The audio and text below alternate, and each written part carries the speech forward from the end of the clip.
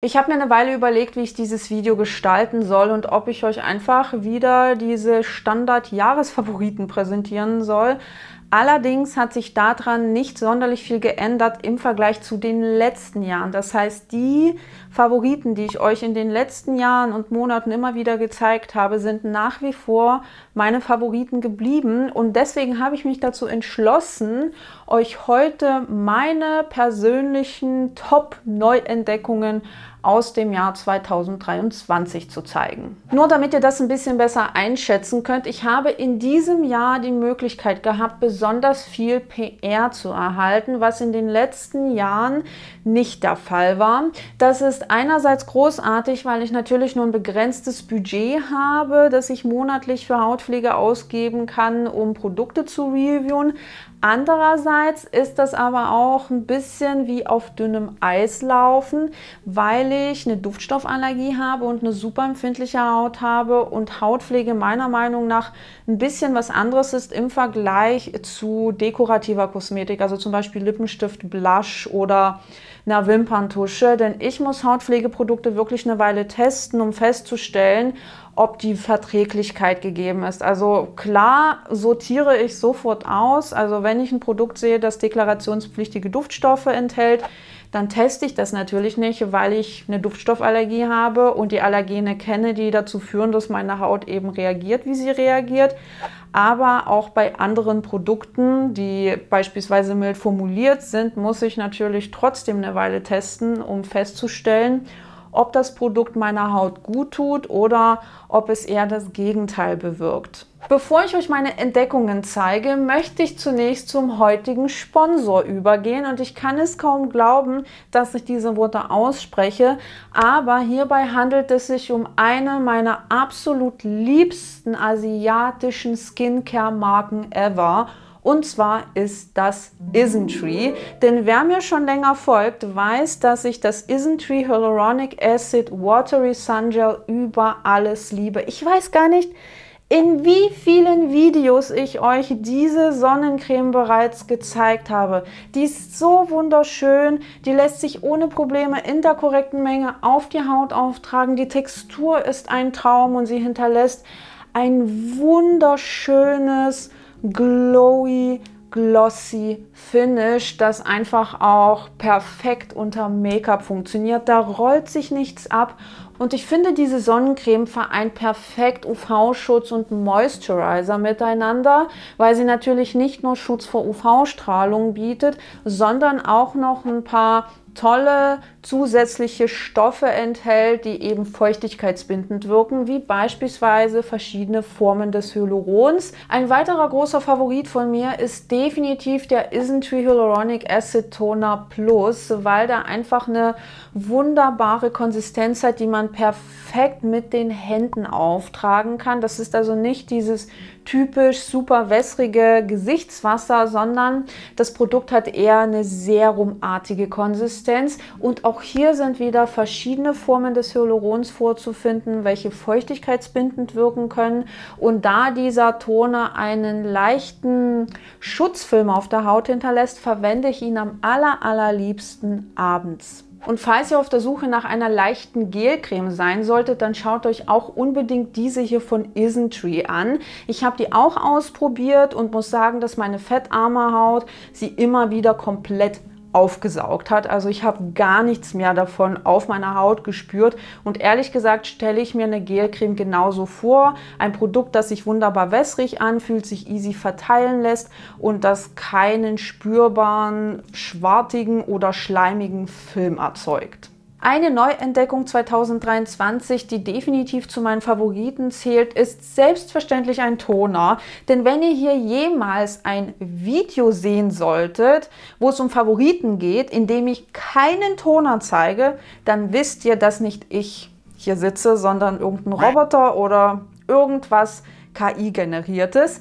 Jedenfalls ist dieser Toner ein absoluter Favorit und ich habe ihn durch einen Tauschhandel mit meiner lieben Freundin Isa erhalten und konnte ihn deshalb testen. Und darüber bin ich richtig froh, denn dieser Toner ist wunderbar angenehm auf der Haut. Er hat noch ein bisschen Grip, das heißt, er ist nicht komplett wässrig und lässt sich dementsprechend auch richtig, richtig gut mit den Händen auftragen. Man braucht kein Wattepad, man braucht keinen Sprühkopf, man muss ja nicht ständig dran rumschrauben, um irgendwas daran zu verändern, sondern dieser Toner ist gut so, wie er ist und er spendet meiner Haut richtig, richtig gut Feuchtigkeit, lässt sich wunderbar verteilen und alle Produkte, die man darüber aufträgt, werden noch irgendwie positiv beeinflusst. Also der sorgt einfach dafür, dass sich Produkte darauf noch besser verteilen und dass sie besser einziehen und sich dementsprechend auch angenehmer auf der Haut anfühlen. Und ich denke, ihr könnt auch ganz gut erkennen, dass ich ihn über die Zeit sehr, sehr regelmäßig benutzt habe, denn er ist auch schon zur Hälfte leer. Hier sind einige feuchtigkeitsbindende Inhaltsstoffe enthalten, wie zum Beispiel Betain, Glycerin, aber auch Bestandteile vom Tigergras, die beruhigend wirken können. Dass ein Produkt von The Ordinary es jemals in dieses Video schaffen würde, hätte ich persönlich niemals gedacht. Aber dadurch, dass ich dieses Jahr einiges an PR von The Ordinary erhalten habe und auch das ein oder andere Produkt testen konnte, habe ich das hier für mich entdeckt. Und wenn ich ehrlich sein soll, mir haben die meisten Produkte von The Ordinary nicht so gut gefallen. Es gab das ein oder andere, das ich okay fand, aber das hier hat mich wirklich überzeugt und das liegt unter anderem an dem Effekt dieses Produkts, denn das ist die NAG-Lösung mit 2% N-Acetylglucosamin und N-Acetylglucosamin ist dafür bekannt, hilfreich bei Hyperpigmentierung zu sein, vor allem wenn es in Kombi mit Niacinamid verwendet wird. Und als ich angefangen habe, dieses Produkt zusammen mit meinem Gesichtswasser zu verwenden, habe ich so einen krass positiven Effekt auf meine Haut feststellen können, dass ich war wirklich, ich weiß gar nicht, wann ich das letzte Mal so geflasht war. Denn man muss dazu wissen, dass ich regelmäßig Acelainsäure verwende und zwar 15% Acelainsäure und die kann halt manchmal so ein bisschen tricky sein. Also zum einen vom Tragekomfort, zum anderen kann sie eben ab und zu mal auch die Haut reizen. Das habe ich bei diesem Produkt in Kombi mit meinem Gesichtswasser überhaupt nicht und sehe trotzdem einen wirklich positiven Effekt, was eben meinen Teint angeht. Und ich handhabe es mit dieser NAG-Lösung auch oft so, dass ich sie in meiner Handinnenfläche mit einem dickeren Toner mische oder mit einem sehr basic feuchtigkeitsspendenden Serum mische, weil dieses Produkt pur ein bisschen schwerer und auch leicht ölig anmutet und dadurch, dass ich das halt mit einem dickeren Toner mixe oder mit einem Serum mixe, kann ich den Tragekomfort um einiges verbessern. Sonnenschutz darf in diesem Video natürlich auch nicht fehlen, egal ob Frühling, Herbst, Winter oder Sommer. Ich versuche zumindest jeden Morgen meinen UV-Schutz aufzutragen. Und ein Produkt, das mich dieses Jahr geflasht hat und das ich auch durch PR kennenlernen durfte, das ich mir mittlerweile selbst nachgekauft habe, ist diese Sonnencreme von iUnique. Denn die ist wirklich toll formuliert, hat eine tolle moderne UV-Filter-Kombi, ist komplett parfümfrei, lässt sich ohne Probleme in der korrekten Menge auftragen und erzeugt ein leicht pflegendes Finish, ohne zu viel zu sein und sieht auch unter Make-up gut aus und brennt auch zumindest bei mir nicht in den Augen. Die Cicacera Cream von Skintegra habe ich tatsächlich durch eine Kooperation mit Skintegra entdeckt und das hier ist jetzt auch keine bezahlte Kooperation, denn ich mag das Produkt wirklich, wirklich gern und ich handhabe es bei meinen Kooperationen so, dass ich mir vorher Produkte zuschicken lasse, die mich persönlich interessieren und die ich mindestens 2 Wochen, wenn nicht sogar länger teste. Und wenn da kein Produkt dabei ist, das mich überzeugt, dann gehe ich die Kooperation auch nicht ein. Und ich habe ein paar Produkte von Skintegra ausprobiert und das hier hat mich wirklich auf vollster Linie überzeugt und gehört definitiv in meine Neuentdeckungen 2023, denn das ist einfach eine Barriereschutzcreme pur, so wie man sie sich vorstellt. Denn hier sind nicht nur beruhigende Inhaltsstoffe enthalten, wie Tigergras und dessen Bestandteile und auch Panthenol, sondern auch barriereunterstützende Substanzen wie Hafer und Ceramide.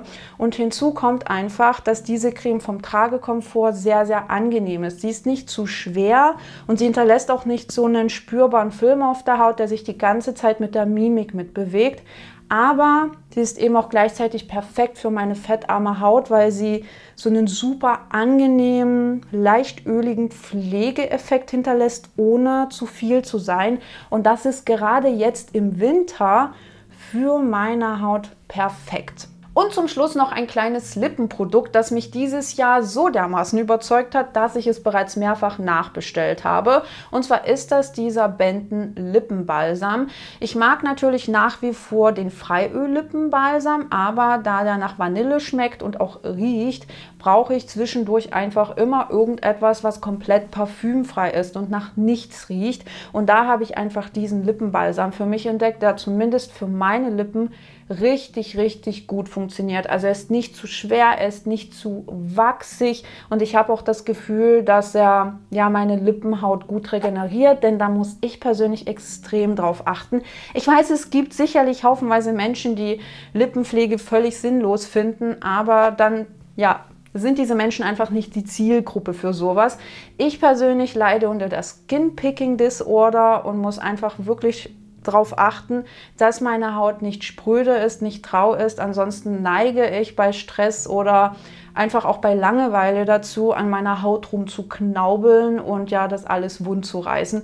Deswegen ist mir Lippenpflege so immens wichtig und deshalb teste ich auch gern Lippenpflege, um zu schauen, was für meine Lippen gut funktioniert und was sie besonders gut geschmeidig hält und was eben auch bei der Regeneration hilft, falls ich mal wieder irgendwo rumgekratzt habe. Und da gibt es leider nicht so viel. Also die Produkte aus der Drogerie funktionieren da für mich persönlich nicht so gut. Klar, mal so zwischendurch, um ein bisschen was aufzutragen. Ja, dafür sind die Produkte gut geeignet, aber wenn es wirklich darum geht, die Haut so ein bisschen zu regenerieren, da habe ich persönlich noch nichts in der Drogerie gefunden. Deshalb kaufe ich mir auch immer wieder den Freiöl-Lippenbalsam und auch diesen Lippenbalsam von Benton nach, weil der wirklich gut funktioniert, sich gut auftragen lässt und auch, wie gesagt, meine Lippen schön geschmeidig hält und auch bei der Regeneration hilft. Das war's schon mit den besten Skincare-Entdeckungen 2023. Ich bin auch am Überlegen, ob ich sowas Ähnliches zu Drogerieprodukten machen soll